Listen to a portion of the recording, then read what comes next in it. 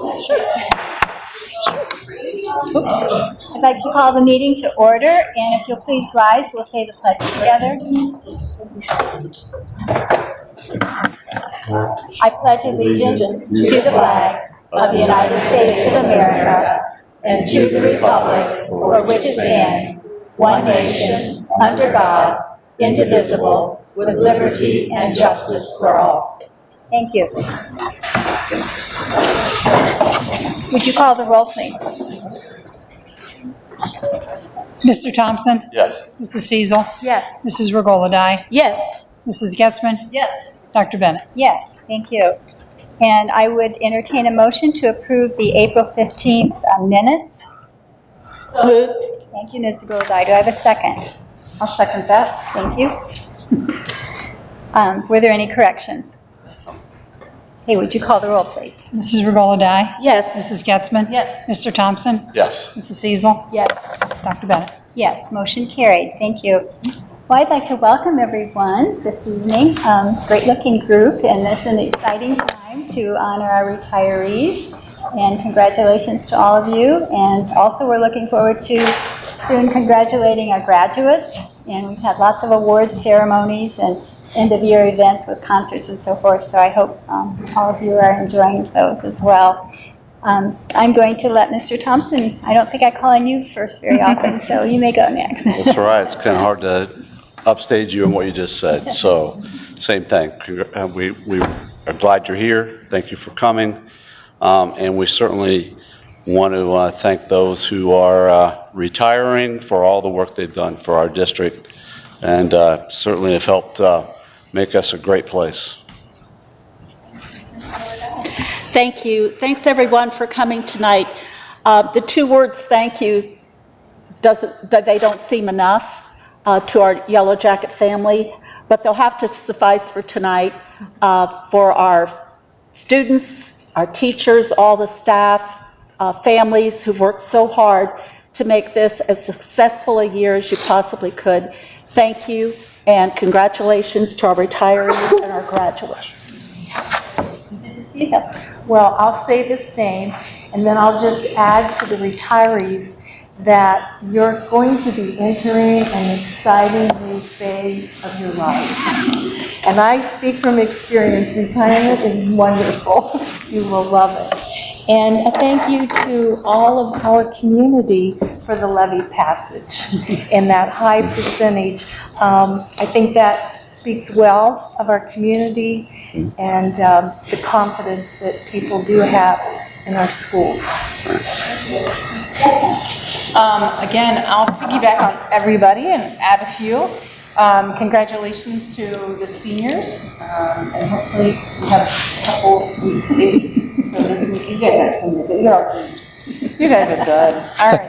But it's executive though, smiling. Oh, all right, honey, I'm sorry. Yes. Relax. You have a week, honey. But last weekend, as always, is exciting to be a Mount Vernon Yellow Jackets. We had lots of amazing things going on in our district, from athletics to music to garage sailing for fundraising, and it's just really exciting when you see kids out working in the community and representing their community as strongly as they are. And it's just really, really neat. And then on Sunday, Columbia Elementary girls, they have a program called Girls on the Run. And they ran a 5K in Columbus, and it's something they've been practicing for the last 2.5 months for. And they meet and talk about inner strength and peer pressure and treating others with kindness in the elementary, and then they ran the 5K on Sunday. And that's just really a neat thing when you can see kids coming together for their community. And then as we look through the agenda, yes, we recognize Mary Jo Behrensmeyer. Last year she retired, but I think now she's officially moving on.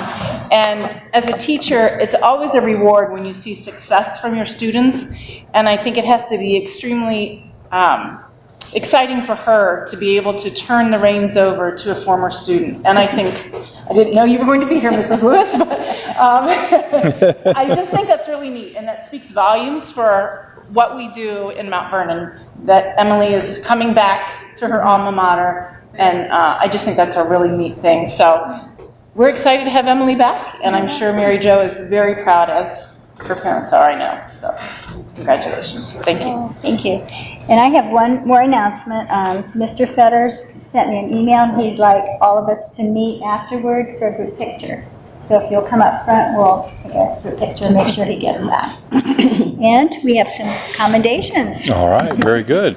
Well, I too would like to welcome you and certainly welcome our students. This is a great project that you do on a regular basis to see what goes on right here. This is public school at its best, and I'm so appreciative of this board as well. We're here really today to primarily this first part of the meeting to honor and recognize some retirees. So we have 7 retirees this year. Doesn't sound like a lot of retirees, but their impact will be greatly missed. And quite frankly, if you could go back and somehow measure the impact that all of you have had on students, these students here, it would be overwhelming, to say the least. So what we're going to do is we're going to have, we have Kyle Allbeck, Jennifer Hynum, Gary Keller, and Gordy Sargent are going to be recognized here this evening. And so we have kind of that person who's going to come up and make a little presentation on their behalf. And then the board has a nice Mount Vernon watch to share with our retirees. And hopefully you'll never forget your time here at Mount Vernon. So I guess with all that, let's go ahead and get started. And Teresa, if you want to start with Kyle. You can come on up here, and we got a microphone.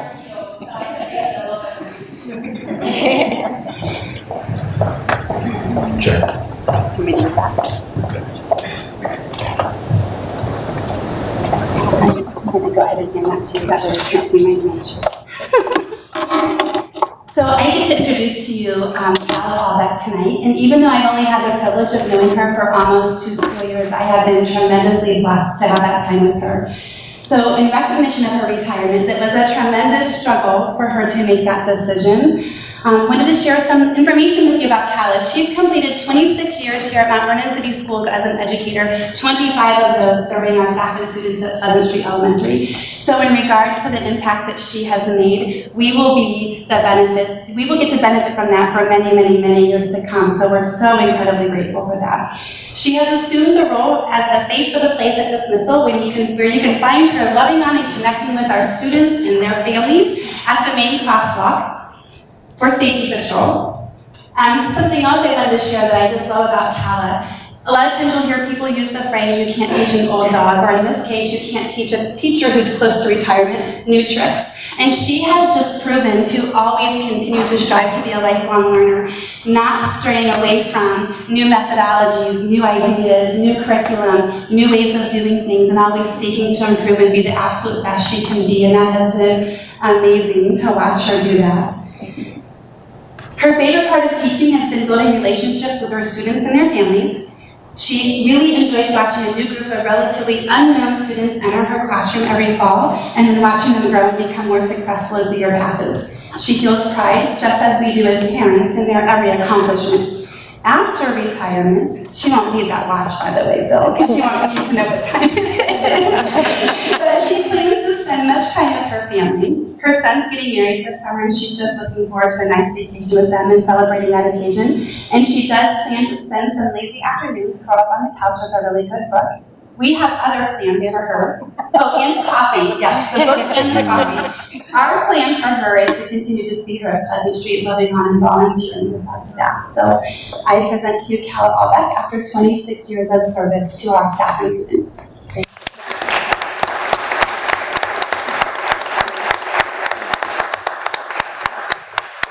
On behalf of the Board of Education, it is our extreme pleasure to give you this small token of our appreciation.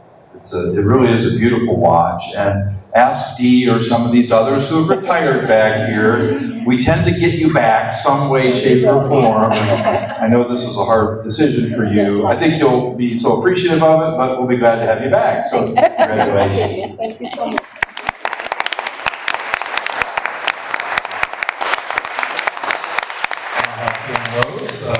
to our next retiree, Jennifer Hine. All right, well, I have a quiz for you first. Who can tell me the definition of the word itinerant? Preschool itinerant. Come on, you smart high school people. We'll tell you teach, you get extra points. Itinerant. Nobody knows. Do you know what it means? You're not in one place. Itinerant means you're traveling. It comes from an Italian word that I can't pronounce because I took Spanish. But itinerant comes from an Italian word that means to journey. So Jenny is a preschool traveling teacher, which means she goes in and around all over Mount Vernon, stops at places like Faith Lutheran and visits with Mrs. Gatzman. But her job over the last few years has been with the Mount Vernon City Schools in meeting the needs of our special education students that are 3 and 4 and 5. They're just our little people. They're our very tiniest learners in our district. Jenny started her teaching career in Danville in the late 70s and early 80s.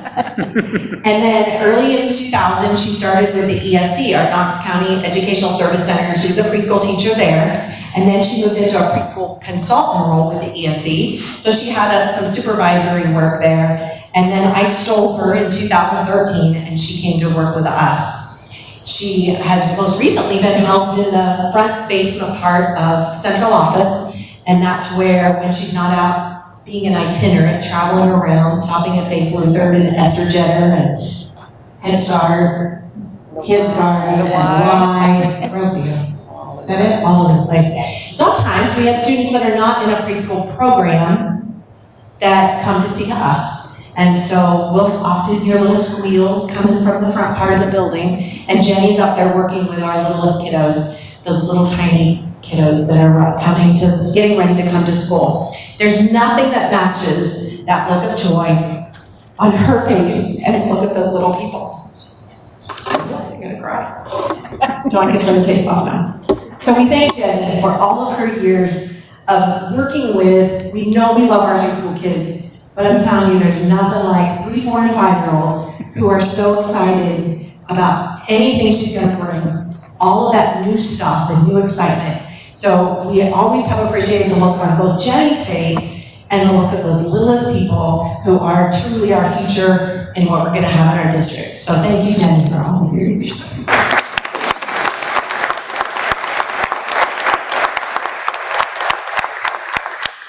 Well, Jenny, on behalf of the Board of Education, it is my pleasure again to offer you this small token of our appreciation. And, Jenny's been in the central office now, well, it's been for some time. There's just a quiet grace about Jenny as she walks through the hallways.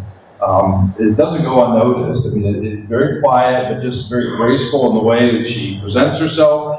And, she got a chance to work with my grandchildren as well. And, they really enjoyed Jenny, so she obviously makes an impact in her own special way. I don't know what your future plans are. We should have really asked them to say what their future plans are. So while we may call Cal back up, and maybe you mentioned that, but what are your future plans? I don't know. I'm scared. Well, there's always some work that we might be able to find around the place, and you probably have some traveling and some things to do. Should be itinerant. Traveling. There you go. Well, thank you. Congratulations. Thank you.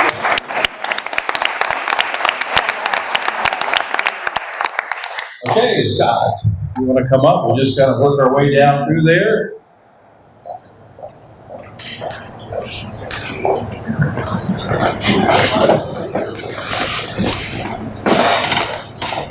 Well, tonight it truly is an honor for me because I get to stand up here and talk about a gentleman that I knew since I was about that tall. Probably one of the fondest memories I have of Coach Keller outside of the classroom. I remember when I was a middle school student playing some basketball at Pleasant Street Elementary, and we were playing a pickup game with some of the neighborhood kids, and I remember seeing a gentleman pushing his daughter on the swing set. And I was with a group of maybe a little bit rougher kids, and the words that were coming out of their mouths at times weren't so nice. And I remember Coach coming over and not yelling, but saying, hey, you know what, I have a daughter over there, and I don't want her to hear that. And that's probably one of the fondest memories I have of Coach. And it's amazing how life brings you full circle, because 3 years ago when I came to Mount Vernon High School, I had the opportunity to come back in contact with Coach Keller.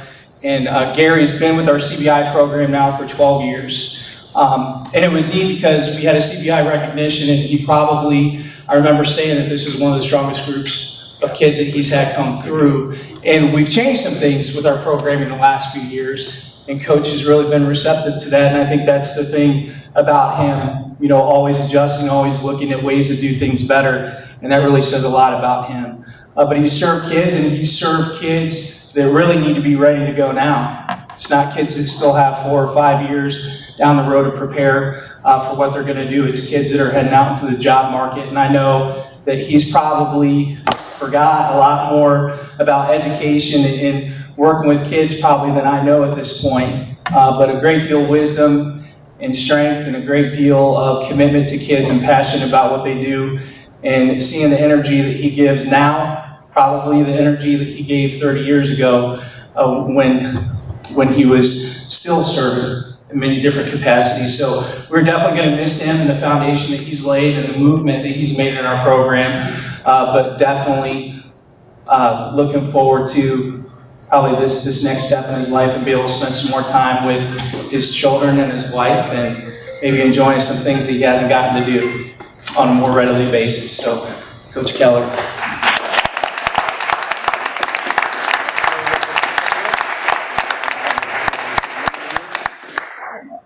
So I'll let Coach Keller share what he's going to do. And you notice I called him Coach. You know, we have some things in common, Coach Keller and I, and one of those are titles that we've worn throughout our careers. One of those titles that I hold very fondly, and maybe you know or don't know, and you should know, Gary Keller is quite an accomplished football coach at the major college level, and found his way to Mount Vernon. And it's incredible when you meet these coaches who are so accomplished. Sometimes we have a stereotype about them. Gary just breaks all those stereotypes, because not only was he a great coach, but kids came first to him. They did in his football program. They did in all his time here in Mount Vernon. He's a gentleman. And sometimes those two things don't always go hand in hand. Major college coach, and yet someone who cares passionately for his players, and in this case, his students that he's taught for 12 years. And Gary, you're going to be a hard one to replace, my friend. And what are your plans? You got any? Well, I definitely need to see my kids. I have one, and I don't know how this happened, but we have one in Martha's Vineyard, who is 12 hours away. And I got another one over in St. Paul, Minnesota, that's 12 hours away. So we're always on the road, it seems like, going one way or the other. And then, of course, my honey-do list at home. I'll have to attack that. So I do appreciate everything that I've gotten from Mount Vernon. It's been a special place for me these last 12 years. I can't thank you guys enough. Thank you.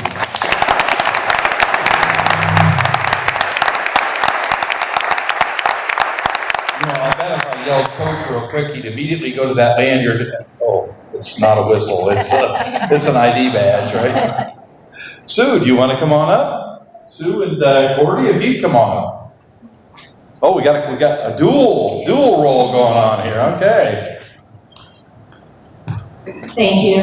First of all, I do want to say, we also had a girls on the run team, and Sarah Burke is here, and we had 4 teachers: Sarah Burke, Amy Humphrey, Leanne England, and we had Tiffany Miller. All got together. And they all got together, and they were in Columbus as well on Sunday. So William Street in middle school. William Street in the middle school as well. So we had quite a contingency down there. Andrew and I were talking. What do we say? One of the things we do say is, and actually Mrs. Metcalf said it to me today. I said, what can we say about Gordy? There's so many good things that he's done for us in the years he's been here. And she goes, Gordy always says, you ask him to do something, he goes, no problem. No problem. And so he's always more than willing to help us. I did write a couple things down, and I'm going to turn it over to you, Andrew, so we can share. But he started in Mount Vernon in July of 2014. He has subbed in many different buildings. He also has been working full-time at different buildings as well. He's been here for about 2, going on 3 years, and has been our second shift, and he has shared his time with Columbia. And again, he has helped us in so many different ways. Over the past 5 years, I will say that we've all come to know a man who was willing to hang a picture, he actually exemplifies when we say other assigned duties. He does that for us. Whatever we ask, he's been more than willing to help us out. And I really am going to miss that, and I really would like to call on you, but I'll tell them after why I can't. But I did not realize this. Gordy retired from the electronics business. He was their director of product marketing, and he was it was Reptron Electronics for 25 years. He lived in many different places. He's lived in Florida, Pennsylvania, Massachusetts, California, and probably others you didn't tell me about. But he has big plans. And when he leaves us, he actually just bought a 34-foot travel trailer. And he has sold his house, and he will be on the road again because he's been doing that for many years. And so he said his first stop is in Mogador, Ohio, which I've been there, and that's not the most exciting place you know, but he does have family there, so he's going to spend a lot of time with his family. So I want to say thank you so much for what you've done for us, but I know Andrew has a really special thing to say about the beginning of the year, too. So I haven't had the privilege of knowing Gordy as long as Miller and others of you in the district, but being my first year, well, you said no problem, you bet was the other phrase. Those are the two, you bet and no problem, to any requests that we would have. But being my first year in the role that I'm in, we spent a few late nights at the building together. I guess I was frightened a few times, and I probably frightened you a few different times when Gordy would come.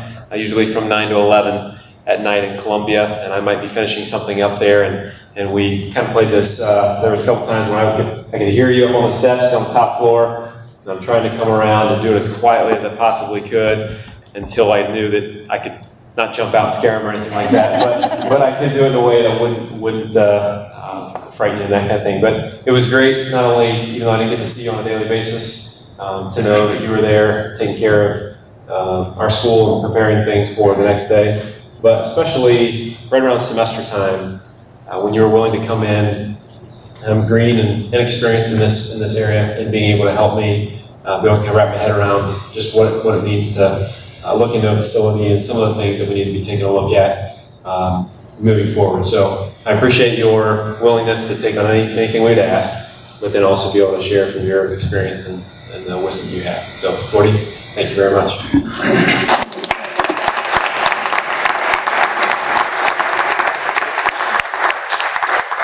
Gordy, on behalf of the Board of Education, I'd like to give you this small token of our appreciation. And I would say with Gordy, because this is kind of an interesting piece, Gordy, absolutely, he got in to serve. This was about service. He retired in the electronics field, and I remember, do you remember a book called Tuesdays with Maury? They kind of met every Tuesday. Well, for me, during that small period of time, probably about a year and a half, it was afternoons with Gordy. So Gordy would always come in, and I'm going to say, Gordy, it was about 3:30, quarter to 4. He'd come in to, do his normal work, and, we could talk for 30 seconds, we could talk for 4 minutes, but I always enjoyed those conversations, and you truly are going to be a gentleman who will be missed. So congratulations, and best of luck to you. You bet.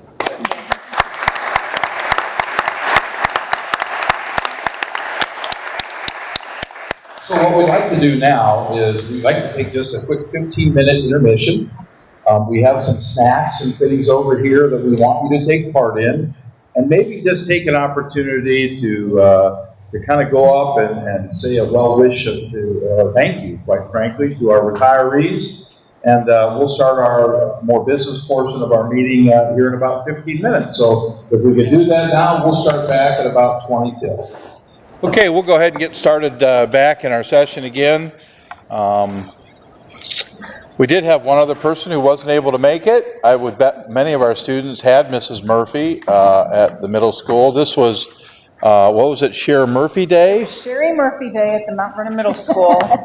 And when you are a great teacher and you've been around a long time, you create this atmosphere in your building. And so they ordered Sherry Murphy t-shirts, and they all wore Sherry Murphy t-shirts at the middle school today. Oh, my goodness. She wasn't able to be with us tonight, but She's recovering. yeah, there you go. There you go. All right. Okay, we have, is Halsey in here? Yeah. You're up next. Oh, we got you in mid-bite. There's a mic there if you need it. If you feel like you need it, just flip it on. Just flip it on. Yep. Hello? Is it working? Oh, yeah, there it is. Okay, so my allergies are really bad today, so just bear with me on this. Last week at the high school, we had our academic awards ceremony, which was very exciting. It's really nice to honor our academic students for their great accomplishments. And this coming Wednesday, we will also have the senior awards night. So that'll be mostly scholarships for our graduating seniors. So we're very excited for that because we love members and we're people. Coming up tomorrow, we have a boys volleyball game at 7 versus Hilliard Darby. Is that right? Yeah. Huh? Oh, yeah, Hilliard. Oh, sorry. And then there's also a band concert at high school tomorrow at 7. Our softball team is doing phenomenally. So they will be going to regionals at Ohio State. And we're taking a spirit bus, so we're very, very excited for that. We are in the middle of Senior Spirit Week, so if you see any of our seniors walking around in some funky clothes, that's why. There is a football fundraiser at Chipotle tonight that goes till 9, so if you don't feel like cooking dinner or you didn't get enough chicken, feel free to stop by there. Track will also be having regionals this weekend, and if our students advance, we'll be having the states following weekend. And then there's graduation this Sunday at the CAC at 3. And that's about it for the high school. We're winding down. So, yeah, that's about it. Thank you guys all for letting me come and speak with you this year as well. It's been a really, really great experience for me as well. You've done a great job. Thank you. Thank you. Your good report. Okay, Mrs. Nestor, do you have anything you want to say? Just like Cassie said, we're winding down, so. That's the good news, right? Thank you. Mike's here. Mike, anything? Mike is? Mike? Can't get right away. Sorry. I just want to thank the board for the opportunity to be able to engage this year. We ratified our contract, and I appreciate everything you do. We appreciate you. Thank you so much.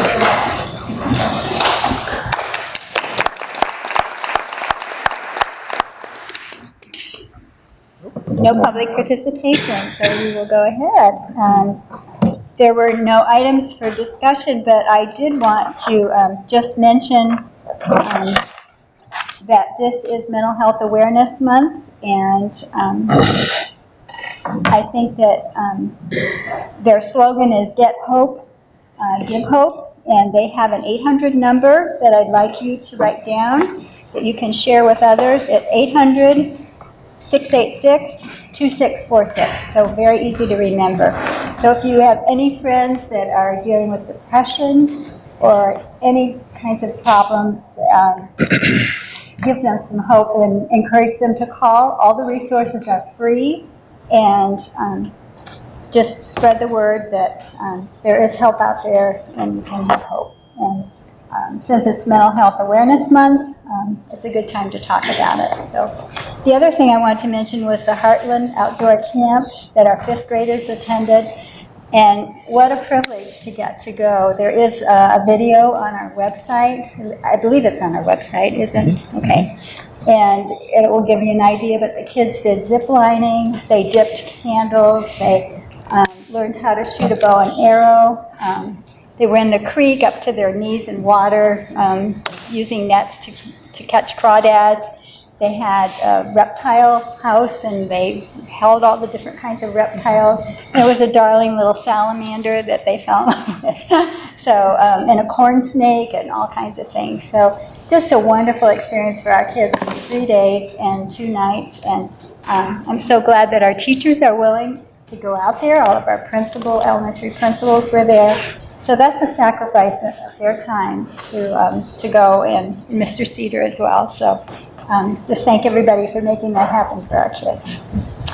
And with that, we'll turn it over to Okay. your report. Very good. I guess on top of that, I'd like to give a shout out to Mr. Fry.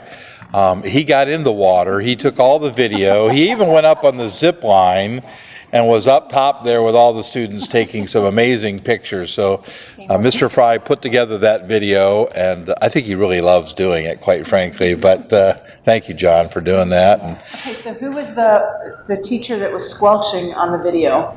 We had to edit some of that. I'm trying to think, who was that? That was Julie Sang. Yeah, Julie Sang. And I hope we get a chance to play Hilliard Derby, because that means we'd be in the state championship game in boys volleyball. So our softball and volleyball teams are top ranked in the state, and we're really proud of both of you. So well done. We have no items for information on the superintendent's report. We do have a number of items for board approval. You can see them there. Item B is for approval of homeschool participation in athletics. We did a revision to a job description. You'll see that revision there. There's also a revision in the middle school fees. And we do have our OPSI contract. I too would like to say a special thank you to Mike and his executive team. You know, you don't often hear of groups working so well together and collaboratively.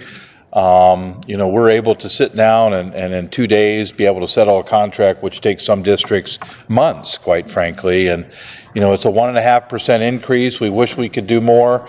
It's just where we're at right now, and they were very gracious and understand that. And so it just feels very collaborative in that conversation. So we have the OPSI contract for your approval, as well as a resolution for urgent necessity, a roof replacement at the Learning Center, and a local company's going to do that, and they're going to start as soon as kids are out of there. It's been, quite frankly, every time it rains, it's leaking on that third floor, and it's an emergency that needs to take place. So those items for your approval.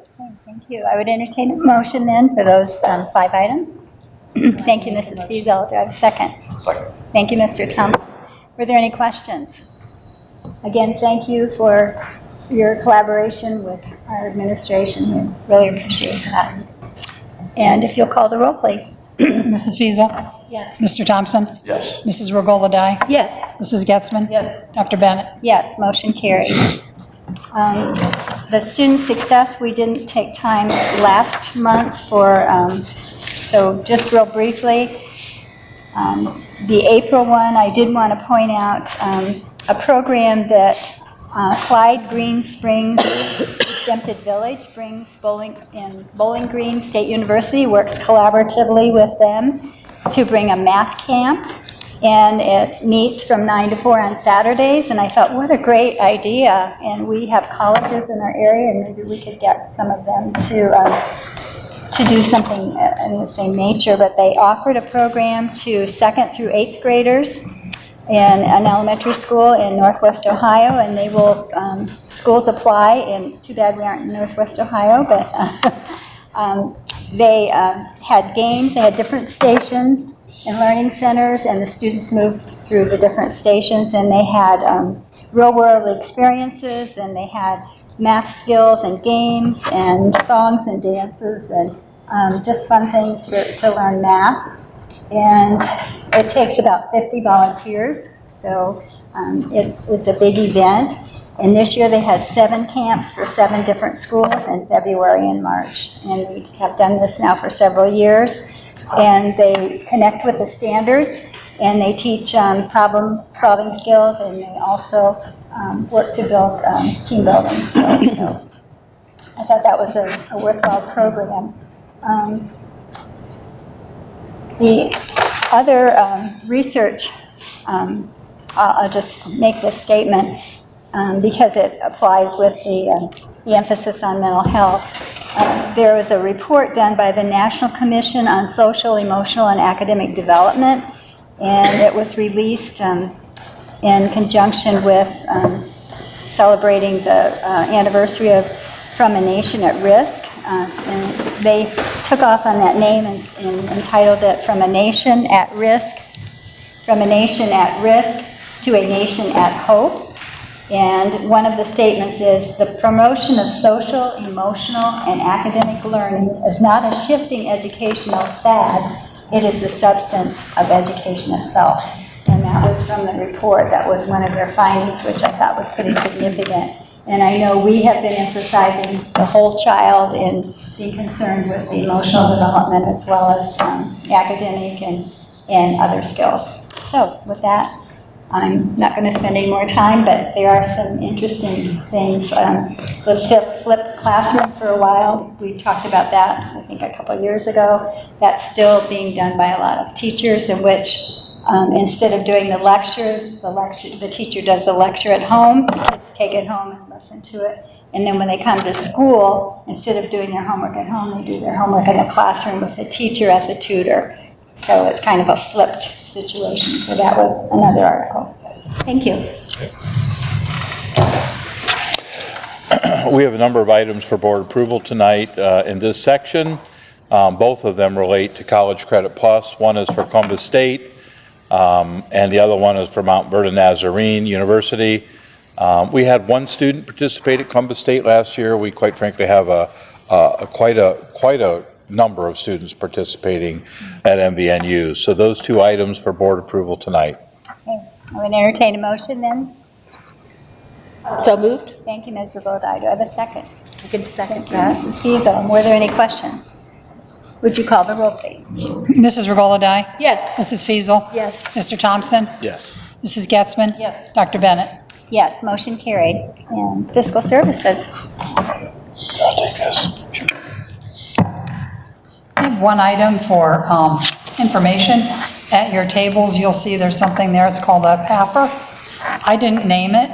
It's called a popular annual report. I don't really know that it's that popular, but it's called that because it's concise. And there's a lot of graphs and a lot of pictures that really help people. And it's really made for the community to see.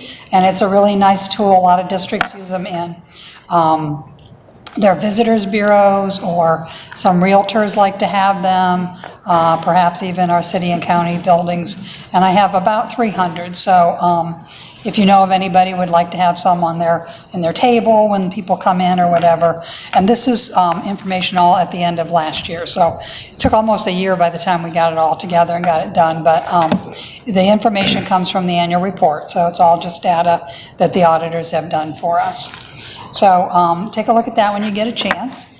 And then the other items that I have several tonight for recommend for board approval. First item is the financial report. If you want to scroll down the next, well, that one, we've got 23 million in there. Again, remember that a good amount of that is money that we have for our big projects, the field house and the transportation garage. Can everybody see that? This is the SM2 report. This is the 5-year forecast is down the middle. That's the May update. There are a few changes since October. We'll go over that a little bit later. You can see that the property tax, real estate is almost all in. Sometimes we get a little straggler that comes along, but that's pretty much going to be 100%. The personal property tangible is in 100%. The state foundation money, we still have 4 payments to go on that, so that should come out to exactly, or pretty close to the amount we forecasted. And the same with the economic disadvantage. Those are the restricted amounts that the state gives us that have to be spent on career tech and economic disadvantage students. The rollback and homestead is all in except for the cat tax reimbursement. We have one more payment of that should come in May. So that should take us up to that 2.57 million. The other operating revenues, you can see those are coming in. We do have another one coming in there for our Medicaid reimbursement. We're hoping to get a check for $225,000 by the end of the school or the fiscal year, which would take us pretty close to what we're expecting there. And then so you can see we're at 91.46% of the total revenues for the fiscal year that we projected. And then on the salaries, again, those are right where we should be. As of the end of May, we had 5 pay, or end of April, excuse me, we had 5 pays left because there are 3 pays in May and then 2 in June before the end of the fiscal year. So those amounts are all pretty much right where we expect them to be. And then if you want to scroll down to the next page, Bill, you can see our fiscal year-to-date investment earnings is $255,000. I just put a little tab down there. In April alone, we earned $38.4 million, or $38,000. And again, some of that is because we have some additional money to invest at this time. I don't think there's anything else in that report. Does anybody have any questions about that document? Okay. The next one is the appropriations update. Getting close to the end of the fiscal year. If you look at the blue column, I probably could have made that a little bit lighter, but we have 3 funds that we have to increase our appropriations. One of them is the 401, the auxiliary services. That's money that flows through our district to the private schools. That funding changes a little bit throughout the year, so I've needed to increase the funding or the appropriations so that we can spend any additional funds that we get there. The 599 is a miscellaneous federal grant. That's a catch-all fund number, and so whenever there's money allocated or reallocated into one of those funds, we have to change the appropriations. And obviously, if we don't have the money appropriated, we can't spend it. So we may or may not spend it, but I need to have the appropriations in there. So we're increasing that. That total 45,000 is the 2 together, the 25,000 and the 20. And then the big one down here, the middle, well, it says middle school building fund. That's not what that is anymore, but it's a project fund. We didn't have anything in there to spend before because we didn't have the money in for the field house and the bus garage. That's where the money for the field house sits. There's actually $8 million in there, but we're not expecting to spend all that by the end of June. I don't know how much we'll spend by the end of June, but I appropriated this amount just to make sure, because I know we have a big invoice coming in, probably just under $1 million for some of the metal and so forth. So I needed to get that appropriated because we do have some bills already that have come in. So I'm just asking you to change the appropriations then by that $5,045,000. And the next report is... AUP? No, the 5-year forecast. Because you all approved the 5-year forecast in October, the May forecast is more of an update, and you can see there's not, what I've done here is if you can see the first column where it says 1031, that was the 5-year forecast that you approved in 2018 in October that we submitted to the state. The one that says 5/16/19, that's the current one, and then the next column of course shows the differences. And these are obviously projections. There's a little bit of difference on the property tax because we got more. So that was a percentage change of 2.8%, 2.08%. Also with the personal tangible property tax, we collected an $88,000 more than we had anticipated. So those updates all along there are just basically taking it up to what I'm sure that we're going to end up spending this year or receiving in this category because it's revenues. And you can see if you go to the bottom there, line 2.080, the total revenues, the comparison between what I projected in October and what I'm projecting now is less than 1%, so that's pretty good. And then on the personal services, I'm saying right the same. The employees' retirement, I think, is going to be a little lower. We had some estimates for that, but I think it's going to come in just a little bit lower. The purchase services, this was the tough one, and it is every year. We allocate money in there. A lot of that money is for services for our students. Some of it is for special ed students, and we allocate it and we put the purchase orders in, and we hope that we don't get big bills, but sometimes we do. And there's really nothing we can do about that. So I had to increase that by almost 9%. Supplies and materials, I think we're going to spend a little less than I had expected in October, so I lowered that by about $40,000. The capital outlay, that's another one that when we give money to the building principals and they allocate it, a lot of times they put it in supplies, and then closer to the end of the year, they realize that they want to buy some equipment with it, so we need to move it around. It looks like a big change for 56%, but it's only $19,000 because I actually forecasted such a small amount there. So once again, if you look at 5.05, the total expenditures and financial is less than 1% off, and the total of the cash balance is actually going to be a little higher than what I projected in October, and that should be still less than 1% change. So those are the changes, and then if you want to go to the next, not that one, that's just a graph, but yeah, there we go. That's the same information right there in a graph form. So you can see, sometimes people, it's easier for them to see it that way than it is to look at the numbers. And then the next page is the actual forecast itself, where you can see, Keep going. yeah, keep going, there you go. This is the forecast that I'll be submitting to the state, and it's different in the ways that I just went over with you. So it's not significantly different for this year, and I do have projections in there for the next 3 years for the salary increases that we granted to the staff and assumptions for some other things. So if you look all the way down to the bottom, you can see that we are expecting to end the year in positive as far as the expenditures versus, if you can scroll up just a little bit, Bill, you can see there on line 6.010, the excess of revenues over expenditures. We should have about $5,000 more than we spend this year. And our carryover, if we go all the way down to the bottom now, should be a little over $5 million. Actually, right around what we carried over last year. So that's pretty good. We're staying right pretty even on that. And then as you can see, it changes as the years go on.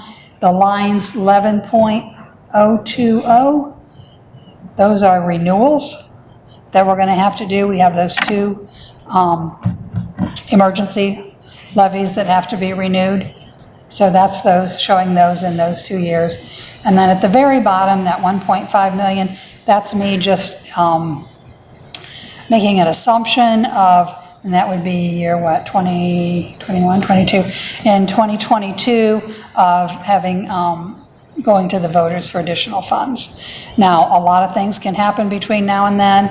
We'd love to not be able to have to do that, but a lot depends on the funding as it's going to be coming in from the state, and some of our expenditures that we don't have a lot of control over. So that's the forecast for May. The next two items are, they're both happen to be from the same company. This one, the Medicaid AUP agreement. Let me open it. Yeah. That's Julian and Grube. When our employees fill out the information for the Medicaid students that they work with, they submit that through the state, and then we get refunds from the state or funding from the state for those, and we get those on a monthly basis. And I think last year they ended up being about $90,000. Once the year is over, they collect a lot of information from us about our teachers, the salaries of the people that are doing it, the number of students that we have. It's a lot of information. We send it in. This is Julian and Grube. They compile it for us and submit it to the state. This is our contract with them to do that for us for the next, I think it's 2 years. Can you scroll down, Bill? I think there's another page there. Keep going. Yep. For 2 years, and it's $1,600 a year. $1,600 is a lot of money, but for instance, I just filled out the papers today and sent them in. For 2016-17, we're going to get a check for $225,000 on top of the $90,000 that we already got. So I'm recommending that we go ahead and approve this contract for the next 2 years at $1,600 per year. And someone has to do it, and this is a good company, so it's not something we can do on our own. And the next one then is the contract with Julian and Grube to do our non-GAAP reporting. Once again, I'm not recommending. I talked to David Conley and some other people about the GAAP reporting, and fewer and fewer districts are doing gap reporting. The non-gap is a lot less expensive. It actually did not keep us from being able to borrow money. At one point in time, there was some thought that if we didn't have a gap report, that we wouldn't be able to do like our bond funding, but it's not really true anymore.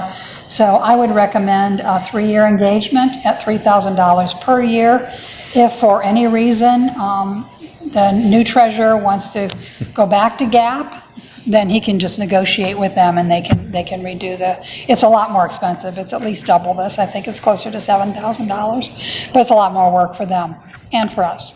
So we have to give them a lot more information. So that would be my recommendation then for that contract. And then we have 2 donations. One to the high school. This is an anonymous donation of $1,000 for student support. And then a donation to the Senior Citizens Luncheon from Round Hill Dairy of ice cream for all the participants. And that's all I have. Thank you. I would entertain a motion then to approve these 6 items. I'll second that. Okay, thank you, Ms. Regola-Dye. Thank you, Mrs. Getzman. And are there questions or discussion? Do you like that? Yes, Okay. that was going to be my. I mean, it's just an eye catcher. It's beautiful. I think it's nice for, like I said, for people new to the community or people who are considering moving in and they go, what's going on with the schools with your funding, and you can hand it to them. And it's not just funding, obviously, we have the information on the students as well. So, I do have a question on the Medicaid. Yes. I think you said that you looked at the budget webinar today. Did you recall seeing that it's part of the bill, and it still has to go to the Senate, so it's not final yet, but they're going to allow the ESCs to collect the Medicaid. So if we have students, I was trying to figure out how that would impact us. If we have a lot of teachers that are hired through the ESC and their students that are counted as ESC students, would we not be able to count them? Teachers cannot bill for Medicaid. No, but ESC is now going to have the option to do that, and they've never been allowed to in the past. with students that they serve. Right. Yeah.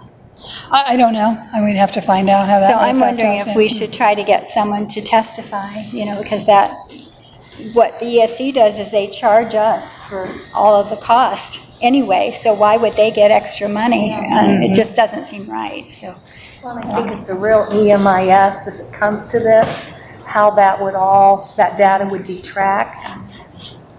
So, yes, I think we do. So it's not final yet, it still has to go to the Senate, but they said the last day to testify would be May 29th, so I'm wondering if we should try Yeah, to. the webinar that I was in didn't have anything about that, but I can do some Okay. checking on it. There were several other bills that they put in with Okay. 166, and it was one of those, so, and I didn't bring all the data with me, but, Okay. so that concerns me. Maybe some of us could testify or at least send something to Jay Smith or somebody else at OSBA.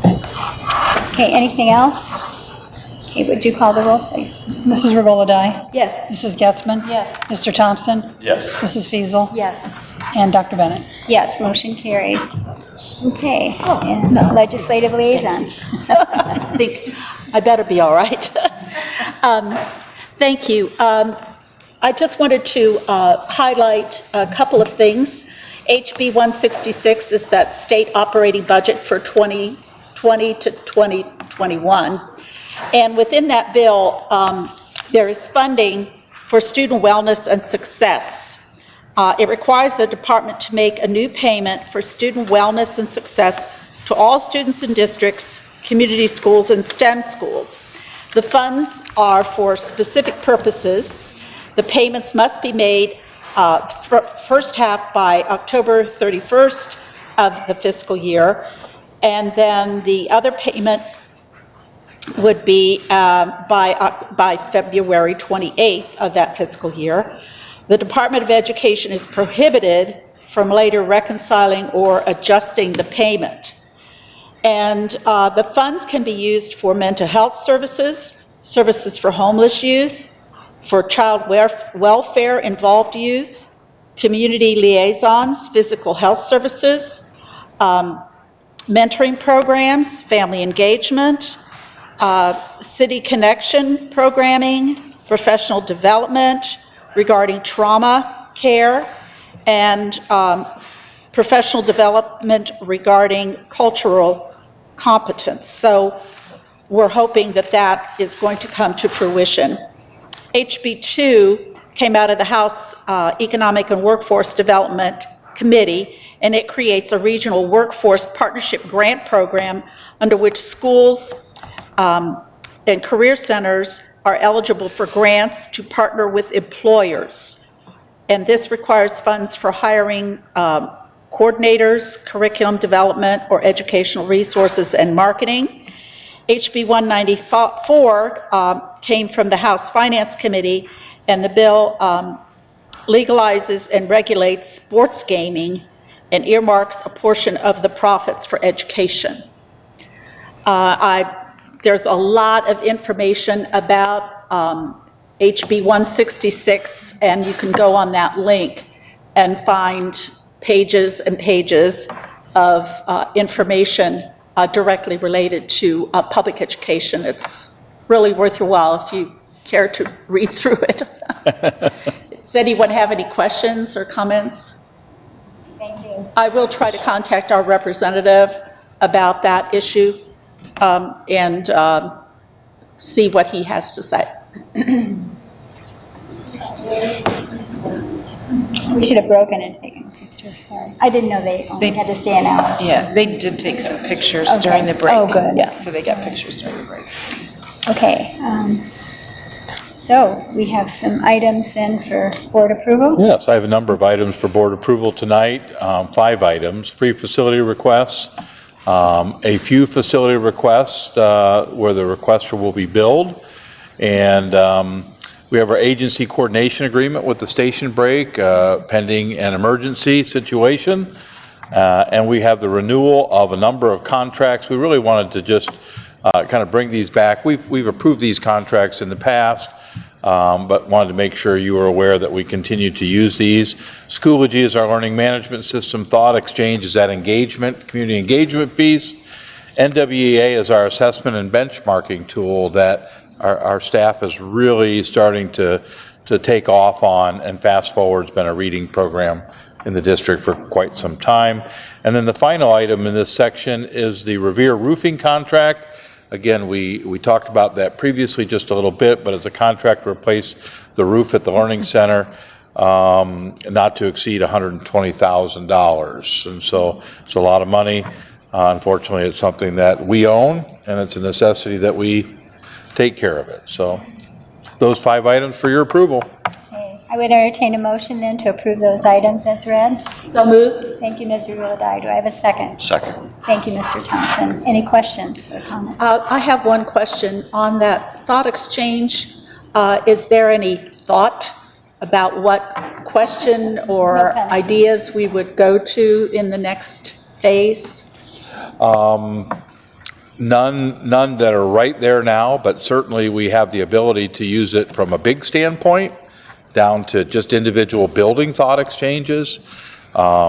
Facility conversations might be another one that we engage in. I would anticipate in June and July we'll maybe have a work session or a time to really kind of digest all that we saw this year, to look at those thought exchange kinds of comments around facilities, realizing we passed a levy, and that as a board we might strategically plan to look at some at our facilities moving forward.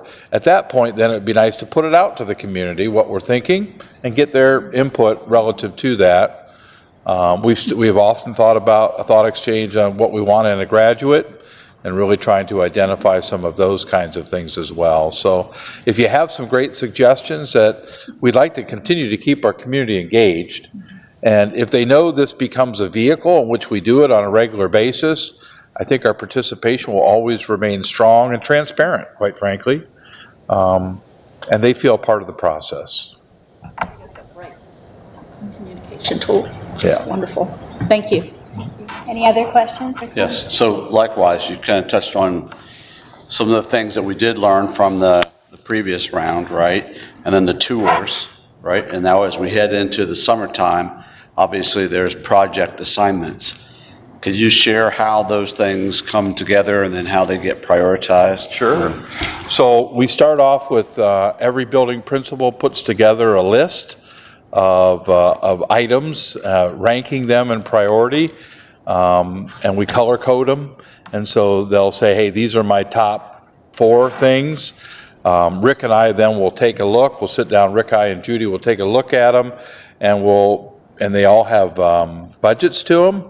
And so we'll begin to prioritize which of those things we're able to accomplish.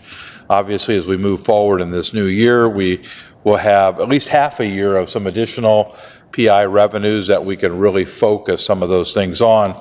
I think what I found from the principals and the things that they shared, those same sentiments were in the thought exchange as well. For instance, one of the top items at East Elementary was the sidewalk. Well, one of the top thought exchange items at East was the sidewalk. And so I think you're going to see some real common themes, and we'll sit down and prioritize them accordingly. Anything else? Would you call the roll, please? Mrs. Regola-Dye? Yes. Mr. Thompson? Yes. Mrs. Fiesel, Yes. Mrs. Getzman? Yes. Dr. Bennett? Yes, motion carried. Thank you. Mrs. Rose? I have 2 items for a board approval tonight. The transportation contracts, this is not a typical time when I bring those to you. So just a little bit of backstory on that. The district is required by law to transport Mount Vernon students who attend a chartered non-public, such as St. Vincent. All right, so if we have in Mount Vernon, a student living in our district who's attending St. Vincent de Paul, we put them on the yellow bus and drop them off at the school every day, all right? And we've done that for years. We have the Learning Spectrum, which is in the Johnstown area. They have a Johnstown address. It's not really Johnstown, but it is. They're an autism scholarship provider, okay? Which means we don't provide transportation to that. That's something the parent elects on their own to have their child attend. They have just become chartered as a chartered non-public school.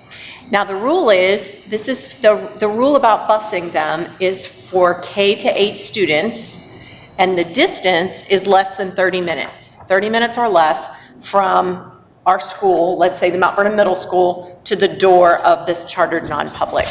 We have 3 students who now we are in charge of busing. We're not able to physically put them on a big yellow bus because we don't have the bus and we don't have the driver. For this school year, it's something we have to research this summer and see if we'll be able to do that. Because we're not capable of doing that transportation ourselves, we're required to reimburse the family for transporting them. So the transportation is at the federal rate, and it's only when the child is in the car. So when mom takes the child down, we get billed, and when they pick them up at 3:30, we get billed. So when mom coming back and forth just by herself, we don't do that charge. And it's only obviously for those days when the students are in attendance. So my office has a contract with those parents, and they actually mark the child was absent, or it was parent-teacher conference, or it was Christmas break. And we do those, I think those checks are quarterly. So these are actually backdated to March 12th because that's the date that the charter took effect with the Ohio Department of Education. So that'll be a charge for us this summer to determine whether we have a bus that's free in the morning. It's only about 18 miles. It's not really as far as you would think it is. So it is within that guidance. We either have to take them into our own vehicle or reimburse the parent. So that's why these are coming at you at a very strange time of the year. I will say, in that regard, there is a break-even point where putting students on a big yellow bus, if I were to put 3 students on that big bus and go and pick them up at their houses, pay the driver, pay the fuel, so at what point is it cheaper for us to do it individually versus, collectively? And we need to determine what that is. I think we're in that ballpark of about, once you get to about 6 or more, it really starts to become a bigger conversation relative to cost. And federal rate, Pam? Federal rate right now is 50. 45, I don't know. it's 50-something, right, small, 50-something. Changes, well, if it's going to change, it changes in January every year, yeah, but I don't know. The second thing I have for your board approval is your graduating class of 2019. I would entertain a motion to approve those items. So moved. Thank you. Do I have a second? Second? Thank you, Ms. Gulladye. And were there questions? And I think we heard there were 318 seniors, is that correct? I didn't count. That was the last count that I had. That looks like Scott has, does that sound about right? 318? Yeah, probably.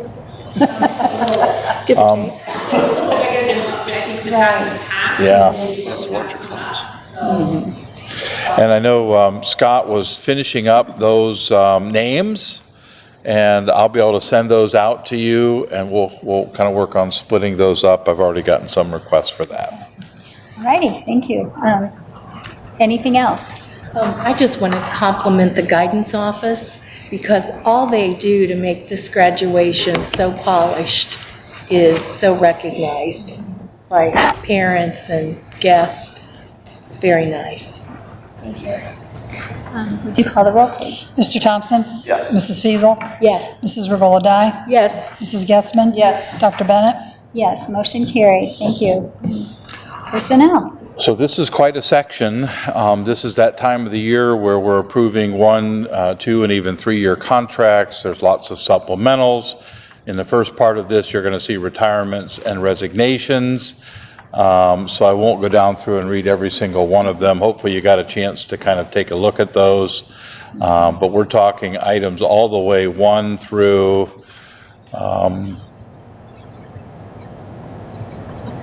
and I'm still going through K. So it's going to be 1 through I think 4K for your approval. Okay, I would entertain a motion to approve those items. Thank you, Mrs. Fiesel. Do I have a second? Second? Thank you, Ms. Gulladye. Were there any questions? Okay, would you call the roll, please? Mrs. Fiesel, Yes. Mrs. Regola-Dye? Yes. Mr. Thompson? Yes. Mrs. Getzman? Yes. Dr. Bennett? Yes, motion carried. Thank you. And we have some employment for... We did. We pulled out a small section here of this employment piece. So you're seeing a lot of substitute teachers here, as well as some extracurricular staff. And I know we have a board member who is quite fond of a substitute teacher and an assistant football coach. So we pulled those 2 items out separately for your approval tonight.